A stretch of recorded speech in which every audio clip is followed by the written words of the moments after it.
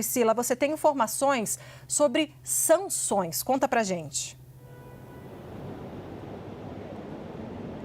Exatamente, Débora, vocês estavam falando sobre a economia russa, né? Nos últimos 2 anos, a economia russa conseguiu um crescimento ali de cerca de 4%, mas no primeiro trimestre desse ano já teve um crescimento um pouco mais modesto, né? Então, o que se diz é que sanções econômicas novas por parte dos Estados Unidos poderiam sim acabar afetando a Rússia. É por isso que, inclusive, Vladimir Putin vem tentando enrolar, digamos assim, Donald Trump, vem tentando ganhar tempo para evitar essas sanções. E aí o que Donald Trump disse é que ele poderia impor novas sanções à Rússia e também poderia impor sanções secundárias a países que compram petróleo da Rússia. Já aconteceu algo ali em menor dimensão quando Donald Trump colocou aquela tarifa adicional de 25% sobre a Índia, que se somou a outra tarifa de 25%, levando a tarifa da Índia, inclusive, ao mesmo patamar do Brasil, de 50%. E Donald Trump disse que estava fazendo isso porque a Índia compra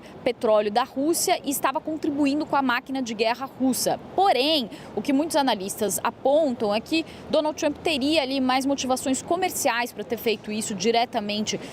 com a Índia, já que não fez isso, por exemplo, com a China e com outros parceiros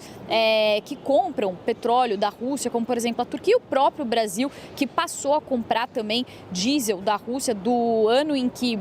houve a invasão da Ucrânia em 2022 para 2023, a compra de diesel russo pelo Brasil aumentou mais de 100%. Então, o Brasil é hoje um dos principais compradores também de energia russa, mas o principal comprador é a China e depois vem a Índia. É por isso também que há uma questão ali delicada também para os Estados Unidos, porque justamente Donald Trump tentou impor sanções, impor tarifas sobre a China, tarifas altíssimas ali, até mais de 100%, mas percebeu que pode ter uma resposta por parte da China que seria prejudicial para a economia americana. Então, ao brigar com a China, os Estados Unidos percebem ali que a questão é um pouco mais complexa. A China que tem ali as restrições e que impôs restrições, inclusive para a exportação para os Estados Unidos de minerais de terras raras, e fez com que algumas indústrias americanas fossem paralisadas. Então, ao mesmo tempo que os Estados Unidos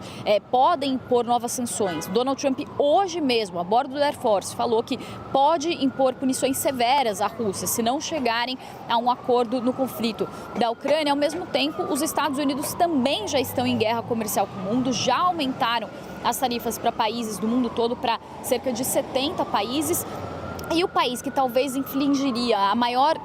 dor à Rússia seria uma sanção à China pela compra do petróleo russo, mas com a China os Estados Unidos estão tendo mais dificuldade nessa guerra comercial e nessa briga em relação às tarifas. Um outro ponto também que é muito falado é que, apesar de haver uma percepção, claro, de que houve um apoio muito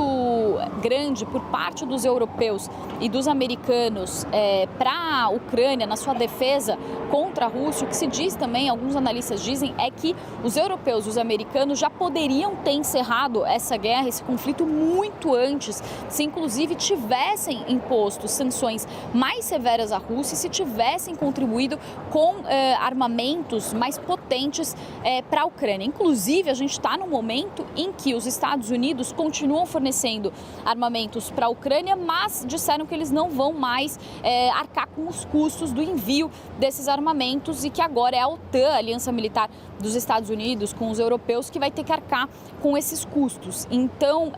apesar de haver essa visão de Donald Trump de America First e de não gastar recursos dos Estados Unidos com conflitos externos, inclusive o que se diz é que se os Estados Unidos tivessem feito um apoio ainda maior à Ucrânia em termos de armamentos, e os europeus também, esse conflito já poderia ter se encerrado muito antes, inclusive com algumas análises feitas sobre o fato de os Estados Unidos terem subestimado